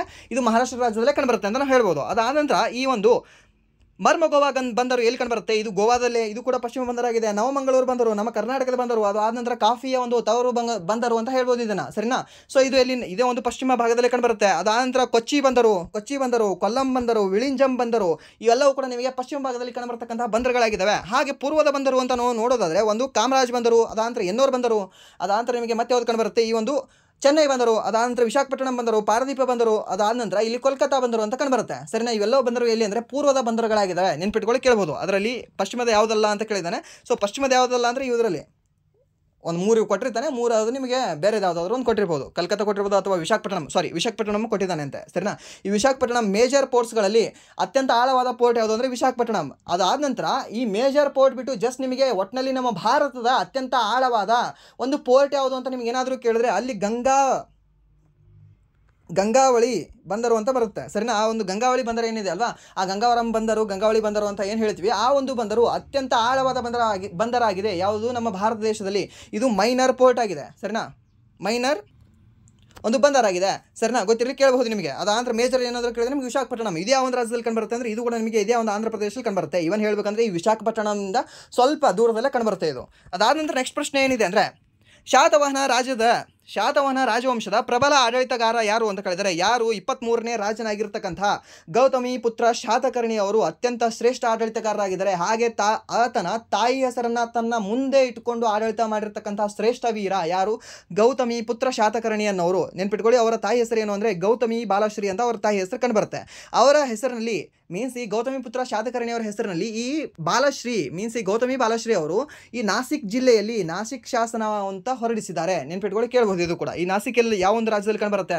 ನಾಸಿಕ್ ನಿಮಗೆ ಮಹಾರಾಷ್ಟ್ರ ರಾಜ್ಯದಲ್ಲಿ ಕಂಡುಬರುತ್ತೆ. ಹಾಗೆ ಶಾತವಾಹನರ ಮೊದಲ ದೊರೆ ಯಾರು ಅಂದರೆ ಸಿಮುಖ ದೊರೆ ಕಂಡುಬರ್ತಾರೆ. ಅದಾದ ನಂತರ ಈ ಸಿಮುಖನ ರಾಜಧಾನಿ ಯಾವುದಾಗಿತ್ತು ಅಂದರೆ ಪೈಠಾಣ ಅಥವಾ ಪ್ರತಿಷ್ಠಾನ ಅನ್ನುವುದು ಒಂದು ರಾಜಧಾನಿಯಾಗಿತ್ತು. ಅದಾದ ನಂತರ ನೆಕ್ಸ್ಟ್ ಪ್ರಶ್ನೆ ಏನಿದೆ ಅಂದರೆ ಮಹಿಳಾ ಸುರಕ್ಷತೆ ಮತ್ತು ಸಬಲೀಕರಣದ ಕುರಿತಾದ ಸ್ತ್ರೀ ಶೃಂಗಸಭೆ 2025ರಲ್ಲಿ ಯಾವ ನಗರದಲ್ಲಿ ನಡೆಯಿತು ಅಂತ ಕೇಳಿದ್ದಾನೆ. ಹೈದರಾಬಾದ್ ಅನ್ನೋ ಒಂದು ನಗರದಲ್ಲಿ ನಡೆದಿದೆ. ಹಾಗೆ ಕೇರಳದ ರಾಜ್ಯಗೀತೆ ಯಾವುದು ಅಂತ ಕೇಳಿದ್ದಾನೆ, ಅಥವಾ ಬೇರೆ ಪ್ರಶ್ನೆನೂ ಕೇಳಿದಾನಂತೆ. ಮೀನ್ಸ್ ಬೇರೆ ಆಂಗಲಲ್ಲಿ ಇದನ್ನು ಎರಡು ಕೂಡ ಹೇಳ್ತೀನಿ ನಿಮಗೆ. ಒಂದು ಕೇರಳದ ರಾಜ್ಯಗೀತೆ ಯಾವುದು ಅಂದರೆ ಈ ಭೂತಗೀತೆ, ಅಥವಾ ಈ ಕೇರಳದ ಭೂತಗೀತೆಯನ್ನು ಮೂಢನಂಬಿಕೆಯನ್ನು ಆಧರಿಸಿದೆ. ಮೂಢನಂಬಿಕೆ ದುಷ್ಟ ಪ್ರೇತಾತ್ಮಗಳು ಮತ್ತು ಆತ್ಮಗಳನ್ನು ಓಡಿಸಲು ಯಾವ ಒಂದು ಗೀತೆ ಇದೆ, ಯಾವ ಒಂದು ನೃತ್ಯ ಇದೆ ಅಂತ ನಿಮ್ಗೆ ಏನಾದರೂ ಕೇಳಿದ್ರೆ ಇದೊಂದು ಭೂತಗೀತೆ ಅಂತ ಹೇಳಬೇಕಾಗುತ್ತೆ. ಸರಿನಾ? ಒಟ್ಟಿನಲ್ಲಿ ಈ ಭೂತಗೀತೆ ಯಾವ ಒಂದು ರಾಜ್ಯದಲ್ಲಿ ಕಂಡುಬರುತ್ತೆ ಅಂದರೆ ಈ ಒಂದು ಕೇರಳ ರಾಜ್ಯದಲ್ಲಿ ಕಂಡುಬರುತ್ತೆ. ಆ ಒಂದು ಭೂತಗೀತೆ ಕೇರಳ ರಾಜ್ಯದ ರಾಜ್ಯಗೀತೆಯೂ ಹೌದು. ಅದಾದ ನಂತರ ತಮಿಳುನಾಡಿನ ರಾಜ್ಯಗೀತೆ ಯಾವುದು ಅಂತ ನೀವು ನೋಡೋದಾದ್ರೆ ತಮಿಳ್ ಥಾಯಿ ಒಲ್ತು ಅಂತ ಕಂಡುಬರುತ್ತೆ. ಈ ತಮಿಳ್ ಥಾಯಿ ಒಲ್ತು ಅನ್ನೋದು ಈ ಒಂದು ತಮಿಳುನಾಡು ರಾಜ್ಯದ ಒಂದು ರಾಜ್ಯಗೀತೆ ಆಗಿದೆ. ಹಾಗೆ ಉತ್ತರ ಪ್ರದೇಶದ ರಾಜ್ಯಗೀತೆ ಯಾವುದು ಅಂತ ನೋಡೋದಾದ್ರೆ ಜೈ ಜೈ ಉತ್ತರ ಪ್ರದೇಶ ಅನ್ನೋದು ಉತ್ತರ ಪ್ರದೇಶದ ಒಂದು ರಾಜ್ಯಗೀತೆ ಕಂಡುಬರುತ್ತೆ. ಹಾಗೆ ಬಿಹಾರದ ಒಂದು ರಾಜ್ಯಗೀತೆ ಯಾವುದು ಅಂತ ನೋಡಿದ್ರೆ ನಾಡಗೀತೆ ಯಾವುದು ಅಂತ ನಾವು ನೋಡೋದಾದ್ರೆ ನನ್ನ ಭಾರತದ ಆಹಾರ ಅಂತ ಕಂಡುಬರುತ್ತೆ. ಸರಿನಾ? ಇಷ್ಟು ನೆನ್ಪಿಟ್ಕೊಳ್ಳಿ, ಕೇಳಬಹುದು ನಿಮಗೆ. ಅದಾದರೆ ನಮ್ಮ ಕರ್ನಾಟಕದ ಯಾವುದು ಜೈ ಭಾರತ ಜನನೀಯ ತನುಷಾತೆ ಕುವೆಂಪು ಅವರು ಏನು ಬರೆದಿದ್ದಾರಲ್ವ, ಇದು ನಮ್ಮ ಕರ್ನಾಟಕದ ಒಂದು ನಾಡಗೀತೆಯಾಗಿ ಕಂಡುಬರುತ್ತೆ. ಹಾಗೆ ನೆಕ್ಸ್ಟ್ ಪ್ರಶ್ನೆ ಏನಿದೆ ಅಂದರೆ 2024ರ US ಓಪನ್ ಪುರುಷರ ಸಿಂಗಲ್ಸ್ ಪ್ರಶಸ್ತಿಯನ್ನು ಯಾರು ಗೆದ್ದಿದ್ದಾರೆ? ನಿಮಗೆ ನಾನು ಹೇಳಿದ್ದೀನಿ ಗ್ರ್ಯಾಂಡ್ ಸ್ಲ್ಯಾಮ್ ಬಗ್ಗೆ. ಇದು ಪ್ರಶ್ನೆಯನ್ನು ಆಲ್ರೆಡಿ ಒಂದು 3-4 ಸರಿ ಹೇಳಿದ್ದೀನಿ ಇದನ್ನು. ಸರಿನಾ? ಯಾಕೆಂದರೆ US ಲಾಸ್ಟ್ ಆಗಿದೆ. ಇದು ಟೋಟಲಿ 4 ಗ್ರ್ಯಾಂಡ್ ಸ್ಲ್ಯಾಮ್ಗಳು ನಡೀತವೆ. ಯಾವ್ಯಾವ ಗ್ರ್ಯಾಂಡ್ ಸ್ಲ್ಯಾಮ್ಗಳು ಅಂದರೆ ವರ್ಷದ ಮೊದಲ ಒಂದು ಜನವರಿಯಲ್ಲಿ ಒಂದು ಆಸ್ಟ್ರೇಲಿಯಾ ಓಪನ್ ಟೆನಿಸ್ ಟೂರ್ನಿ ನಡೀತದೆ. ಅದಾನಂತರ ನೆಕ್ಸ್ಟ್ ಯಾವ್ದು ನಡೀತದೆ ಅಂತ ನಿಮಗೆ ನೋಡೋದಾದರೆ ಫ್ರೆಂಚ್ ಓಪನ್ ಟೆನಿಸ್ ಟೂರ್ನಿ ಅಂತ ನಡೀತದೆ. ಅದಾನಂತರ ವಿಂಬಲ್ಡನ್ ಓಪನ್ ಟೆನಿಸ್ ಟೂರ್ನಿ ಅಂತ ನಡೀತದೆ. ವಿಂಬಲ್ಡನ್ ಆದ ನಂತರ ನೆಕ್ಸ್ಟ್ ನಿಮಗೆ ಅಮೆರಿಕ ಓಪನ್ ಟೆನಿಸ್ ಟೂರ್ನಿ ಅಥವಾ US ಓಪನ್ ಟೆನಿಸ್ ಟೂರ್ನಿ ಅಂತ ನಡೀತದೆ. ಸರಿನಾ? ಸೊ ಇದು ನಡೆದಿದೆ. ಸೊ ಅದಕ್ಕೆ ಇವಾಗ ನಾವು ಎಕ್ಸಾಮ್ ಬರೀತಿದ್ದೀವಿ ಅಂದರೆ ಇವು 3 ಅಷ್ಟು ಇಂಪಾರ್ಟೆಂಟ್ ಇರಲ್ಲ, ಇದು ಒಂದು ಇಂಪಾರ್ಟೆಂಟ್ ಆಗುತ್ತೆ. ಹಾಗೆ ಈ ವರ್ಷದಲ್ಲಿ ನಡೆದಿರ್ತಕ್ಕಂಥ ಒಂದು ಟೂರ್ನಿಗಳು ಮೀನ್ಸ್ 2025ರ ಈ ಆಸ್ಟ್ರೇಲಿಯಾ ಓಪನ್ ಟೆನಿಸ್ ಟೂರ್ನಿಯನ್ನು ಗೆದ್ದವರು ಯಾರು ಅಂತ ಕೇಳ್ತಾನೆ. ಹಾಗೆ ಈ ಒಂದು ಫ್ರೆಂಚ್ ಓಪನ್ ಟೆನಿಸ್ ಟೂರ್ನಿಯನ್ನು ಗೆದ್ದವರು ಯಾರು ಅಂತ ಕೇಳ್ತಾರೆ. ಸೊ ಇದನ್ನು ಆಲ್ರೆಡಿ ಹೇಳಿದ್ದೀನಿ ನಿಮಗೆ. ಯಾರು ಗೆದ್ದಿದ್ದಾರೆ ಈ ಒಂದು US ಓಪನ್ ಟೆನಿಸ್ ಟೂರ್ನಿ 2024ರಲ್ಲಿ ಅಂತ ನೋಡೋದಾದರೆ ಅರೇನಾ ಸಂಬಲಿಕಾ ಅವರು ಮಹಿಳಾ ವಿಭಾಗದಲ್ಲಿ, ಹಾಗೆ ಒಂದು ಪುರುಷರ ವಿಭಾಗದಲ್ಲಿ ಯಾರು ಅಂತ ನಾವು ನೋಡಿದ್ರೆ ಜಾನಿಕ್ ಸಿನ್ನರ್ ಅಂತ ಕಂಡುಬರ್ತಾರೆ. ಈ ಜಾನಿಕ್ ಸಿನ್ನರ್ ಅವರು ಹಾಗೆ ಈ ಅರೇನಾ ಸಂಬಲಿಕಾನ್ ಅವರು ಪುರುಷ ಮತ್ತು ಮಹಿಳಾ ವಿಭಾಗದಲ್ಲಿ ಸಿಂಗಲ್ಸ್ನಲ್ಲಿ ಪ್ರಶಸ್ತಿಯನ್ನು ಗೆದ್ದಿದ್ದಾರೆ. ಹಾಗೆ ಇನ್ನೊಂದು ನೆನ್ಪಿಟ್ಕೊಳ್ಳಿ ನೀವು, ಈಗ ರೀಸೆಂಟಾಗಿ 10 ಡೇಸ್ ಆಯಿತು ಅನಿಸುತ್ತೆ, ಯಾವುದು ಈ ಫ್ರೆಂಚ್ ಓಪನ್ ಟೆನಿಸ್ ಟೂರ್ನಿ ಆಗಿ. ಈ ಫ್ರೆಂಚ್ ಓಪನ್ ಟೆನಿಸ್ ಟೂರ್ನಿಯಲ್ಲಿ ಪುರುಷರ ವಿಭಾಗದಲ್ಲಿ ಮೆನ್ಸ್ ವಿಭಾಗದಲ್ಲಿ ಪ್ರಶಸ್ತಿಯನ್ನು ಗೆದ್ದವರು ಯಾರು ಅಂದರೆ ಕಾರ್ಲಸ್ ಅಲ್ಕರಾಜ್ ಅನ್ನೋರು. ಯಾರು? ಕಾರ್ಲಸ್ ಅಲ್ಕರಾಜ್ ಅಂತ ಕಂಡುಬರ್ತಾರೆ. ಹಾಗೆ ವುಮೆನ್ಸಲ್ಲಿ ಯಾರು ಅಂತಂದರೆ ಕೋಕೋ ಗೌಫ್ ಅಂತ ಕಂಡುಬರ್ತಾರೆ. ಈ ಕೋಕೋ ಗೌಫ್ ಅವರು ಅಮೆರಿಕ ದೇಶದವರಾಗಿದ್ದಾರೆ. ಸರಿನಾ? 21 ವಯಸ್ಸಿನ ಒಬ್ಬರು ಹುಡುಗಿಯಾಗಿದ್ದಾರೆ ಇವರು. ಯಾರು? ಕೋಕೋ ಗೌಫ್ ಅವರು. ಸೊ ಅದಕ್ಕೆ ಇವ್ರ ಬಗ್ಗೆ ಪ್ರಶ್ನೆ ಕೇಳ್ಬೋದು, ನೆನ್ಪಿಟ್ಕೊಳ್ಳಿ. ಹಾಗೆ ಈ ಒಂದು US ಓಪನ್ ಟೆನಿಸ್ ಟೂರ್ನಿ ಇದೆ ಅಲ್ವಾ, ಯಾವ ಒಂದು ವರ್ಷ ಸ್ಟಾರ್ಟ್ ಆಯಿತು ಇದು ಅಂತ ನೋಡೋದಾದರೆ 1881ರಲ್ಲಿ ಮೊದಲ ಬಾರಿ ನಡೆಸಲಾಗುತ್ತದೆ. ಮೀನ್ಸ್ 1881ರಲ್ಲಿ ಇದು ಸ್ಟಾರ್ಟ್ ಆಗಿದೆ. ಹಾಗಾದರೆ ಅತ್ಯಂತ ಹಳೆಯ ಒಂದು ಗ್ರ್ಯಾಂಡ್ ಸ್ಲ್ಯಾಮ್ ಯಾವುದು ಅಂತ ಹೇಳ್ಬೋದಾ? ಅತ್ಯಂತ ಹಳೆಯ ಗ್ರ್ಯಾಂಡ್ ಸ್ಲ್ಯಾಮ್ ಯಾವುದು ಅಂದರೆ ಈ ವಿಂಬಲ್ಡನ್ ಗ್ರ್ಯಾಂಡ್ ಸ್ಲ್ಯಾಮ್ ಆಗಿದೆ. ಸರಿ, ನಾನು ನೆನ್ಪಿಟ್ಕೊಳ್ಳಿ, ಇದು ಕೂಡ ನಿಮಗೆ ಕೇಳಬಹುದು. ಅದಾದ ನಂತರ ಈ ವಿಂಬಲ್ಡನ್ ಬಿಡಿ, ಇದನ್ನು ಕೇಳ್ತಾನೆ ನಿಮಗೆ ಜಾಸ್ತಿ. ಯಾವುದಂದ್ರೆ ಈ US ಓಪನ್ ಟೆನಿಸ್ ಟೂರ್ನಿ ಯಾವ ಒಂದು ಪಿಚ್ಚಲ್ಲಿ ಆಟ ಆಡಿಸ್ತಾರೆ ಅಂತ. ಸರಿನಾ? ಯಾವ ಒಂದು ಕೋರ್ಟಲ್ಲಿ ಆಟ ಆಡಿಸ್ತಾರೆ ಅಂತ. ಇದನ್ನು ನಾವು ಯಾವ ಒಂದು ಕೋರ್ಟ್ ಅಂತ ಹೇಳ್ತೀವಿ? ಹಾರ್ಡ್ ಕೋರ್ಟ್ ಅಂತ ಹೇಳ್ತೀವಿ. ಅದಾದ ನಂತರ ಆಸ್ಟ್ರೇಲಿಯಾದು ಕೂಡ ನಿಮಗೆ ಹಾರ್ಡ್ ಕೋರ್ಟಲ್ಲಿ ಆಡಿಸ್ತಿದ್ದಾರೆ. ಸರಿನಾ? ನೆನ್ಪಿಟ್ಕೊಳ್ಳಿ. ಅದಾದ ನಂತರ ಈ ಫ್ರೆಂಚ್ ಓಪನ್ ಟೆನಿಸ್ ಟೂರ್ನಿ ಇದೆಯಲ್ಲ, ಇದು ಮಡ್ಡಲ್ಲಿ ಆಡಿಸ್ತಾರೆ, ಮೀನ್ಸ್ ಮಣ್ಣಲ್ಲಿ ಆಟ ಆಡಿಸ್ತಾರೆ. ಅದಾದ ನಂತರ ಈ ವಿಂಬಲ್ಡನ್ ಓಪನ್ ಟೆನಿಸ್ ಟೂರ್ನಿ, ಈ ವಿಂಬಲ್ಡನ್ ಎಲ್ಲಿ ಆಟ ಆಡಿಸ್ತಾರೆ ಅಂತ ನೋಡೋದಾದರೆ ಇದು ಹುಲ್ಲಿನ ಮೇಲೆ ಆಟ ಆಡಿಸ್ತಾರೆ, ಮೀನ್ಸ್ ಗ್ರಾಸ್ ಒಂದು ಕೋರ್ಟ್ ಆಗಿರುತ್ತೆ. ಆ್ಯಂಡ್ ದೆನ್ ನೆಕ್ಸ್ಟ್ ಪ್ರಶ್ನೆ ಅಂತ ನೋಡೋದಾದರೆ ಸಂವಿಧಾನದ ಯಾವ ಲೇಖನದಲ್ಲಿ ರಾಜ್ಯಗಳಿಗೆ ಸಾರ್ವಜನಿಕ ಸೇವಾ ಆಯೋಗದ ಅವಕಾಶವಿದೆ ಅಂತ ಕೇಳಿದ್ದಾನೆ. KPSC ನೋಡಿದಿರಲ್ವಾ, KPSCಯ ಕರ್ಮಕಾಂಡ ಅಂತ ಹೇಳ್ತೀವಿ. ಸರಿನಾ? ಆ ಒಂದು KPSCಯ ಬಗ್ಗೆ ಇರ್ತಕ್ಕಂಥ KPSC ಮತ್ತು UPSC ಮತ್ತು JPSC ಇವೆಲ್ಲದರ ಒಂದು ಸ್ಥಾಪನೆಯ ಬಗ್ಗೆ ಯಾವ ಒಂದು ವಿಧಿಯಲ್ಲಿ ಹೇಳಲ್ಪಟ್ಟಿದೆ ಅಂದರೆ ಈ ಒಂದು 315ನೇ ವಿಧಿಯಲ್ಲಿ ಹೇಳಲ್ಪಟ್ಟಿದೆ. ಸರಿನಾ? 3 ಕೂಡ. ಬಟ್ ಅದರ ಅಧ್ಯಕ್ಷರ ನೇಮಕಾತಿಯ ಬಗ್ಗೆ ಹೇಳಿರ್ತಕ್ಕಂತಹ ಒಂದು ವಿಧಿ ಯಾವುದು ಅಂದರೆ ನಿಮಗೆ 316ನೇ ವಿಧಿ ಕಂಡುಬರುತ್ತೆ. ಅದಾನಂತರ 317ನೇ ವಿಧಿಯಲ್ಲಿ ಏನು ಹೇಳಲಾಗಿದೆ ಅಂತ ನೋಡೋದಾದರೆ ಅವರನ್ನು, ಆ ಸದಸ್ಯರನ್ನು ತೆಗೆದು ಹಾಕುವುದು ಮತ್ತು ರದ್ದುಗೊಳಿಸುವುದರ ಬಗ್ಗೆ ಹೇಳುತ್ತೆ. ಸರಿನಾ? ಇದನ್ನು ರದ್ದುಗೊಳಿಸೋದು ತೆಗೆಯೋದು ಯಾರು ಮಾಡ್ತಾರೆ ಅಂತ ನೋಡೋದಾದರೆ ರಾಷ್ಟ್ರಪತಿಗಳೇ ಮಾಡ್ತಾರೆ. ರಾಷ್ಟ್ರಪತಿಗಳೇ, ಯಾರಿಗೂ ಕೂಡ ತೆಗಿಯೋಕೆ ಅಧಿಕಾರ ಇಲ್ಲ, ಗವರ್ನರಿಗೆ ತೆಗಿಯೋಕೆ ಅಧಿಕಾರ ಇಲ್ಲ. ಈ KPSCಯ ಅಧ್ಯಕ್ಷರನ್ನ ನೇಮಕ ಮಾಡುವ ಅಧಿಕಾರ ರಾಜ್ಯಪಾಲರಿಗಿದೆ. ಬಟ್ ಇವನನ್ನ ಕಿತ್ತಾಕಬೇಕು ಅಂದರೆ ರಾಷ್ಟ್ರಪತಿಗಳೇ ಬರಬೇಕು ಅವರಿಗೆ, ಸರಿನಾ? ರಾಷ್ಟ್ರಪತಿಗಳು ಬಂದೇ ಇವರನ್ನ ಕಿತ್ತಾಕಬೇಕು. ಇವರೇನಾದರೂ ಸಂವಿಧಾನದ ಒಂದು ದುರುಪಯೋಗ ಮಾಡ್ಕೊಂಡಿದ್ರೆ, ಅದು ಆದ ನಂತರ ಏನಾದರೂ ಅವರ ಒಂದು ಕೆಲಸದ ಒಂದು ದುರುಪಯೋಗ ಮಾಡ್ಕೊಂಡಿದ್ರೆ, ಸಂವಿಧಾನವನ್ನು ಉಲ್ಲಂಘನೆ ಮಾಡಿದರೆ ಅವರನ್ನ ತೆಗೆದು ಹಾಕ್ತಾರೆ. ಯಾರು? ರಾಷ್ಟ್ರಪತಿಗಳು ಮಾತ್ರ. ನೆನ್ಪಿಟ್ಕೊಳ್ಳಿ ಅಂತ. ಅದಾಂದ್ರೆ ನೆಕ್ಸ್ಟ್ 319ನೇ ವಿಧಿ ಏನು ಹೇಳ್ತದೆ ಅಂತ ನೋಡೋದಾದ್ರೆ, ಈ ಆಯೋಗದ ಸದಸ್ಯರು ಅಂತಹ ಸದಸ್ಯರಾಗಿ ಉಳಿಯುವುದನ್ನು ನಿಲ್ಲಿಸಿದ ನಂತರ ಅಧಿಕಾರವನ್ನು ವಹಿಸಿಕೊಳ್ಳುವುದನ್ನು ಮಾಡುವುದನ್ನು ಇದು ಮಿಸ್ ಆಗಿದೆ, ಸ್ವಲ್ಪ ಇದು ಮಿಸ್ ಆಗಿದೆ, ಬಿಡಿ ಅದನ್ನು. ಆ್ಯಂಡ್ ದೆನ್ ನೆಕ್ಸ್ಟ್ ಇದೊಂದು ಈ UPSC KPSC ಬಗ್ಗೆ ಒಟ್ಟಿನಲ್ಲಿ ಸಾರ್ವಜನಿಕ ಸೇವಾ ಆಯೋಗ ಏನಿದೆ ಅಲ್ವಾ, ಇದ್ರ ಬಗ್ಗೆ ಎಷ್ಟನೇ ಒಂದು ಭಾಗದಲ್ಲಿ ಹೇಳ್ತದೆ ಅಂತ ನೋಡೋದಾದರೆ 14ನೇ ಭಾಗದಲ್ಲಿ ಹೇಳ್ತದೆ, ಸರಿನಾ? ಈ ಒಂದು 14ನೇ ಭಾಗದಲ್ಲಿ ನಮ್ಮ ಭಾರತ ಸಂವಿಧಾನದ 14ನೇ ಭಾಗದಲ್ಲಿ ಎಲ್ಲದರ ಬಗ್ಗೆ ಹೇಳುತ್ತೆ. ನೆನ್ಪಿಟ್ಕೊಳ್ಳಿ. ಇನ್ನೊಂದು ನಿಮಗೆ ಪ್ರಶ್ನೆ ಕೇಳ್ಬೋದು, ಏನು ಅಂದರೆ UPSC ಅಧ್ಯಕ್ಷರನ್ನು ಸ್ಥಾಪನೆ ಮಾಡೋರು, ಮೀನ್ಸ್ ಈ UPSC ಅಧ್ಯಕ್ಷರನ್ನು ನೇಮಕ ಮಾಡೋರು ಯಾರು ಅಂತ ಕೇಳಿದ್ರೆ ಪ್ರೆಸಿಡೆಂಟ್, ನಮ್ಮ ಭಾರತದ ರಾಷ್ಟ್ರಪತಿ. ಅದಾಂತರ KPSCಯ ಅಧಿಕಾರ ಮೀನ್ಸ್ KPSC ಅಧ್ಯಕ್ಷರು ಮತ್ತು ಸದಸ್ಯರನ್ನು ನೇಮಕ ಮಾಡೋರು ಯಾರು ಅಂತ ಕೇಳಿದ್ರೆ ಆಯಾ ರಾಜ್ಯದ ರಾಜ್ಯಪಾಲರು. ಮೀನ್ಸ್ ಅದು ಕರ್ನಾಟಕದು, ಮೀನ್ಸ್ KPSC ಆಗಬಾರದು, SPSC ಅಂತ ನಾವು ಬರೀಬೇಕಾಗಿತ್ತು. ಅದು KPSC Karnataka public service commission ಆಗುತ್ತೆ. ಇದು ಸ್ಟೇಟ್ ಪಬ್ಲಿಕ್ ಸರ್ವಿಸ್ ಕಮಿಷನ್, ಸರಿನಾ? ಇದು SPSCನ ನೇಮಕ ಮಾಡೋರು ಯಾರು ಅಂದರೆ ಆಯಾ ರಾಜ್ಯದ ರಾಜ್ಯಪಾಲರು ನೇಮಕ ಮಾಡ್ತಾರೆ. ಹಾಗೆ JPSC ಅಂತ ಕಂಡುಬರುತ್ತೆ, ಜಾಯಿಂಟ್ ಪಬ್ಲಿಕ್ ಸರ್ವಿಸ್ ಕಮಿಷನ್ ಅಂತ. ಇದರ ಅಧ್ಯಕ್ಷ ಮತ್ತು ಉಪಾಧ್ಯಕ್ಷರನ್ನು ಮತ್ತು ಈ ಒಂದು ಸದಸ್ಯರನ್ನು ನೇಮಕ ಮಾಡೋರು ಯಾರು ಅಂತ ನೋಡಿದ್ರೆ ಅಗೇನ್ ನಿಮಗೆ ಪ್ರೆಸಿಡೆಂಟೇ ಕಂಡುಬರ್ತಾರೆ. ಯಾಕೆಂದರೆ JPSC ಮೀನ್ಸ್ ಎರಡೆರಡು ರಾಜ್ಯಗಳ ಮಧ್ಯೆ ಯಾವುದೋ ಒಂದು ನಿಮಗೆ ಕಮಿಷನ್ ಕಂಡು ಬರುತ್ತೆ. ಇವಾಗ ನನ್ನ ರಾಜ್ಯದ ಒಬ್ಬ ಗವರ್ನರು ಒಬ್ಬನಿಗೆ ಹೇಳ್ತಾನೆ, ಮತ್ತೊಬ್ಬ ರಾಜ್ಯದ ಗವರ್ನರ್ ಮತ್ತೊಬ್ಬನಿಗೆ ಹೇಳ್ತಾನೆ. ಸೊ ಅದಕ್ಕೆ ಬೇಡ ಜಗಳ ಆಡೋದು ಬೇಡ, ನಾನೇ ಬಂದಲ್ಲಿ ಸಾಲ್ವ್ ಮಾಡ್ತೀನಿ ಅಂತ ರಾಷ್ಟ್ರಪತಿಗಳೇ ಬರ್ತಾರೆ, ಇಲ್ಲಿ ನೆನ್ಪಿಟ್ಕೊಳ್ಳಿ. ಬಟ್ ಈ ಮೂರನ್ನು ಕೂಡ ಕಿತ್ತಾಕಕ್ಕೆ ಬರೋರು ಒಬ್ಬರು, ಅದು ಪ್ರೆಸಿಡೆಂಟು. ನೆನ್ಪಿಟ್ಕೊಳ್ಳಿ, ಇಷ್ಟೇ ಸಾಕು. ಆ್ಯಂಡ್ ದೆನ್ ನೆಕ್ಸ್ಟ್ ಪ್ರಶ್ನೆ ಏನಿದೆ ಅಂದರೆ neighbouring land locked country of India ಅಂತ ಕೇಳಿದ್ದಾನೆ. ನಮ್ಮ ಒಂದು ಭಾರತ ದೇಶದ ಯಾವ ಒಂದು ದೇಶ ಲ್ಯಾಂಡ್ ಲಾಕ್ಡ್ ಕಂಟ್ರಿ ಆಗಿದೆ ಅಂತ ಕೇಳಿದ್ದಾನೆ. ಲ್ಯಾಂಡ್ ಲಾಕ್ಡ್ ಕಂಟ್ರಿ ಅಂದರೆ ಏನಿಲ್ಲ, ಆ ಒಂದು ದೇಶ ಇರುತ್ತೆ, ಆ ದೇಶದ ಸುತ್ತ ಯಾವುದೇ ಒಂದು ಸಮುದ್ರದ ಒಂದು ಗಡಿಭಾಗವನ್ನು ಹಂಚ್ಕೊಂಡಿರಲ್ಲ ಅಷ್ಟೇ. ಸರ್ ಇವಾಗ ಬಾಂಗ್ಲಾದೇಶ ಆಗಬೇಕಾಗಿತ್ತು ಸರ್, ನಮ್ಮ ಭಾರತದ ಒಂದು ಗಡಿ ಒಂದು ದೇಶ ಲ್ಯಾಂಡ್ ಲಾಕ್ಡ್ ಆಗಿದೆ ಸರ್, ಎಲ್ಲ ಕಡೆಗೂ ಕೂಡ ನಮ್ಮ ಭಾರತ ದೇಶವೇ ಅಂಟ್ಕೊಂಡಿದೆ ಅದಕ್ಕೆ ಅಂತ ನೋಡ್ಬೋದು. ಇಲ್ಲೆಲ್ಲವೂ ಕೂಡ ನಮ್ಮ ಭಾರತ ದೇಶ ಅಂಟ್ಕೊಂಡಿದೆ ಸರ್. ಇಲ್ಲಿ ಕೆಳಗಡೆ ಇದೆ ಬಂಗಾಳಗೊಲ್ಲಿ ಇದೆ ಅಲ್ವಾ, ಮೀನ್ಸ್ ನೀರಿನ ಒಂದು ಭಾಗಕ್ಕೆ ಅದು ಅಂಟ್ಕೊಂಡಿದೆ, ಮೀನ್ಸ್ ಅದು ಲ್ಯಾಂಡ್ ಲಾಕ್ಡ್ ಅಲ್ಲ. ಪಾಕಿಸ್ತಾನ ಕೂಡ ನಿಮಗೆ ಅರಬ್ಬಿ ಮಹಾಸಮುದ್ರದ ಜೊತೆ ಗಡಿಯನ್ನು ಹಂಚ್ಕೊಂಡಿದೆ, ಅದು ಕೂಡ ಲ್ಯಾಂಡ್ ಲಾಕ್ಡ್ ಆಗೋದಿಲ್ಲ ನಿಮಗೆ. ಅದಾಂತರ ನಿಮಗೆ ನೆಕ್ಸ್ಟ್ ಯಾವ್ದು ಕಂಡು ಬರುತ್ತೆ, ಈ ಒಂದು ಶ್ರೀಲಂಕಾ, ಅದು ಅಂತೂ ನಿಮಗೆ ಸಮುದ್ರದಲ್ಲೇ ಇದೆ, ಅದು ನಡುವೆ ಒಯ್ದು ಇಟ್ಬಿಟ್ಟಿದ್ದೀವಿ ಅದಕ್ಕೆ, ಸರಿನಾ? ಮಾಲ್ಡೀವ್ಸ್ ಅದು ಕೂಡ ಅಲ್ಲಿ ಒಯ್ದು ಇಟ್ಬಿಟ್ಟಿದ್ವಿ. ಚೀನಾ ದೊಡ್ಡದು, ದಕ್ಷಿಣ ಚೀನಾ ಸಮುದ್ರ ಅಂತ ಅದನ್ನು ಅದೇ ಒಂದು ಸಪ್ರೇಟ್ ಸಮುದ್ರನ ಇಟ್ಕೊಂಡು ಬಿಟ್ಟಿದೆ ಅನ್ಸುತ್ತೆ ಅದು, ಸರಿನಾ? ಅಷ್ಟು ದೊಡ್ಡದಿದೆ ಅದು. ಬಟ್ ಇಲ್ಲಿ ನೋಡೋದಾದ್ರೆ ಒಂದು ನೇಪಾಳ ಮತ್ತು ಭೂತಾನ್ ಏನಿದೆ ಅಲ್ವಾ, ಲ್ಯಾಂಡ್ ಲಾಕ್ಡ್ ಕಂಟ್ರಿಗಳಾಗಿದ್ದಾವೆ. ಮೀನ್ಸ್ ಇವು ಒಂದು ಸಮುದ್ರವನ್ನು ಸೇರಕ್ಕೆ ಒಂದು ರಾಷ್ಟ್ರ ಅಥವಾ ಇನ್ನೊಂದು ರಾಷ್ಟ್ರ, 1, 2, 3 ರಾಷ್ಟ್ರಗಳನ್ನು ದಾಟಿ ಹೋಗ್ತಕ್ಕಂತಹ ದೇಶಗಳನ್ನು ನಾವು ಏನಂತ ಕರಿತೀವಿ? ಲ್ಯಾಂಡ್ ಲಾಕ್ಡ್ ಕಂಟ್ರಿ ಅಂತ ಕರಿತೀವಿ. ಲ್ಯಾಂಡ್ ಲಾಕ್ಡ್ ಕಂಟ್ರಿ ಯಾವುದಾಗಿದೆ? ಒಂದು ನೇಪಾಳ ಮತ್ತು ಭೂತಾನ್ ಆಗಿದೆ. ಹಾಗೆ ಅತ್ಯಂತ ದೊಡ್ಡ ಲ್ಯಾಂಡ್ ಲಾಕ್ಡ್ ಕಂಟ್ರಿ ಅಂತ ನಾವು ಯಾವುದನ್ನು ಕರಿತೀವಿ? ನಮ್ಮ ಒಂದು ಏಷ್ಯಾ ಖಂಡದಲ್ಲಿ ಕಂಡುಬರುತ್ತೆ. ಯಾವುದು? ಕಜಕಿಸ್ತಾನ್.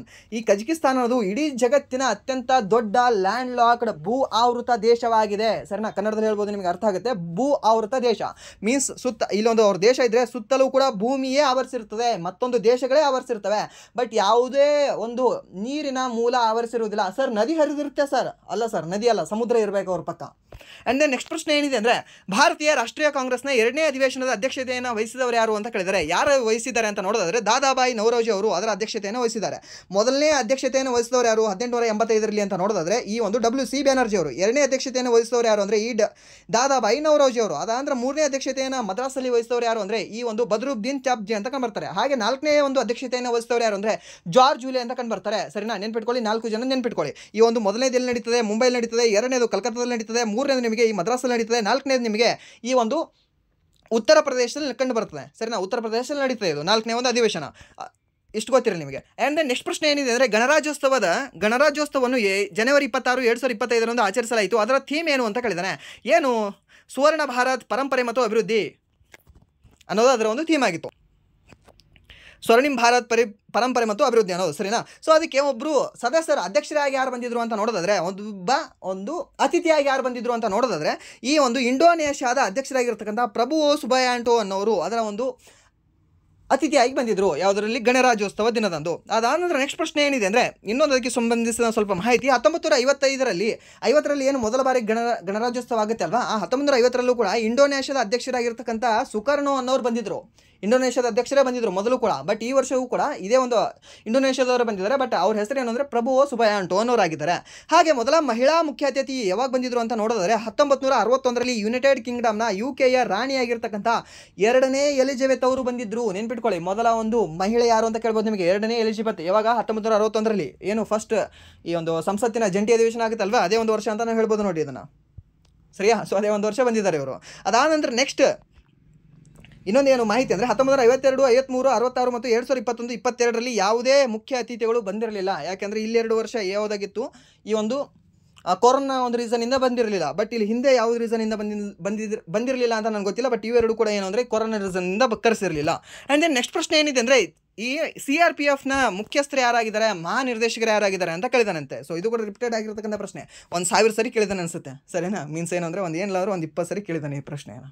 SSC GD RPF ಮತ್ತು ಈ ಒಂದು ಕ್ವಶನ್ ಪೇಪರ್ ಹೇಳ್ತಾ ಇದ್ದೇನೆ ನಾನು. ಆ್ಯಂಡ್ ದೆನ್ ನೆಕ್ಸ್ಟ್ ಪ್ರಶ್ನೆ ಏನಿದೆ ಅಂದರೆ ಕಾಂಗ್ರೆಸ್ನ ಯಾವ ಅಧಿವೇಶನದಲ್ಲಿ ದೇಶೀಯ ಪತ್ರಿಕಾ ಕಾಯ್ದೆಯ ವಿರುದ್ಧ ನಿರ್ಣಯವನ್ನು ಅಂಗೀಕರಿಸಲಾಯಿತು, ವರ್ನಾಕುಲರ್ ಪ್ರೆಸ್ ಆ್ಯಕ್ಟ್ನ ವಿರುದ್ಧ ಒಂದು ನಿರ್ಣಯವನ್ನು ಅಂಗೀಕರಿಸಲಾಯಿತು ಅಂತ ಕೇಳಿದ್ದಾನೆ.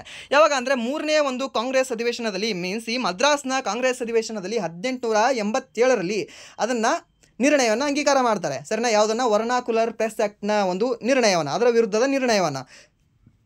ಅದರ ಅಧ್ಯಕ್ಷರು ಯಾರು? ಇವಾಗಲೇ ಹೇಳಿದೆ ನಿಮಗೆ, ಯಾರು? ಬದ್ರುದ್ದೀನ್ ತ್ಯಾಬ್ಜಿಯನ್ ಅವರು, ಭಾರತದ ಒಂದು ರಾಷ್ಟ್ರೀಯ ಕಾಂಗ್ರೆಸ್ನ ಮೊದಲ ಮುಸ್ಲಿಂ ಅಧ್ಯಕ್ಷರು ಕೂಡ ಹೌದು ಇವರು.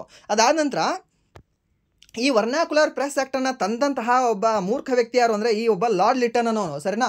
ಅತಿ ಎಂತ ಅಂದರೆ ದರಿದ್ರ ಮನುಷ್ಯ ಯಾರು ಅಂದರೆ ಈ ಲಾರ್ಡ್ ಲಿಟನ್. ಮೀನ್ಸ್ ಭಾರತೀಯರಿಗೆ ಅತಿ ಹೆಚ್ಚು ಕಷ್ಟ ಕೊಟ್ಟವನು ಯಾರು ಅಂದರೆ ಇದೇ ಒಬ್ಬ ಲಾರ್ಡ್ ಲಿಟನ್. ಹಾಗೆ ಭಾರತೀಯರ ಜೊತೆ ಅತಿ ಹೆಚ್ಚು ಫ್ರೆಂಡ್ಶಿಪ್ ಆಗಿದ್ದಿರ್ತಕ್ಕಂಥ ವ್ಯಕ್ತಿ ಯಾರು ಅಂದರೆ ರಿಪ್ಪನ್ ಅವರು, ಸರಿನಾ? ಸೊ ಈ ರಿಪ್ಪನ್ ಅನ್ನೋರು ಏನಂದರೆ ಭಾರತ ಸ್ನೇಹಿತ ಅಂತ ನಾವು ಹೇಳ್ತೀವಿ. ಸೊ ಇವ್ರು ಏನು ಮಾಡ್ತಾರೆ, ಈ ಒಂದು ವರ್ನಾಕ್ಯುಲರ್ ಪ್ರೆಸ್ ಆ್ಯಕ್ಟನ್ನು ರದ್ದುಪಡಿಸ್ತಾರೆ.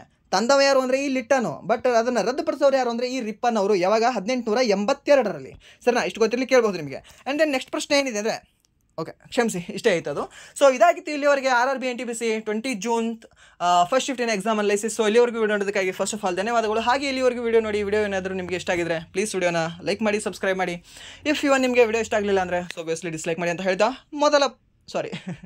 ಅದು ಫ್ಲೋದಲ್ಲೇ ಬಂದುಬಿಡ್ತೆ. So once again thank you so much. ವಿಡಿಯೋನ ಇಲ್ಲಿಗೆ ಏನು ಮಾಡ್ತೀನಿ. Once again thank you so much.